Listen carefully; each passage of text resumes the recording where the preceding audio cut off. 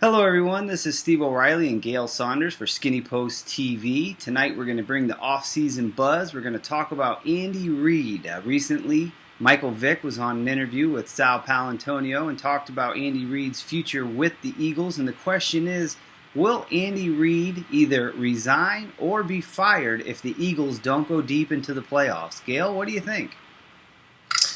First of all, living the dream, but also I think it's a loaded question. I think given the past drama with last year, if you pair that up with a bad season this year, I don't want to think negative, but if it was a totally bad situation, mismanaged, you'd have to let him go in certain senses. But if, say, a guy got injured or they lost Michael Vick or whatever, then it would be tougher. But also, a coach has to get the right backups to replace Michael Vick. So, again, 13 seasons, it's been a long time. I guess you'd have to. Yeah. Well, here's my thing. He started with the Eagles in 1999. He's the longest tenured head coach since Jeff Fisher left Tennessee. He's now with the Rams. So I guess the question is the message getting stale? The Eagles are loaded with all-stars. They've got tons of talent across the board, from quarterback, running back, wide receivers. The defense is solid. He made his moves with Asante Samuel. He's got the defense playing the way that they want to play now. So I guess the question is if they don't do it now, when will they do it?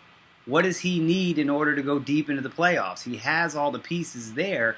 So my question is the message getting stale? If the Eagles don't go deep into the playoffs, meaning win the first playoff game, get to maybe a championship game or at least a divisional round, and show that the team is making strides. At the end of last year, they definitely played much better than they started. I don't think they can afford to continue to go on that path of coming out of the block slow and then trying to play catch-up, especially in that tough division.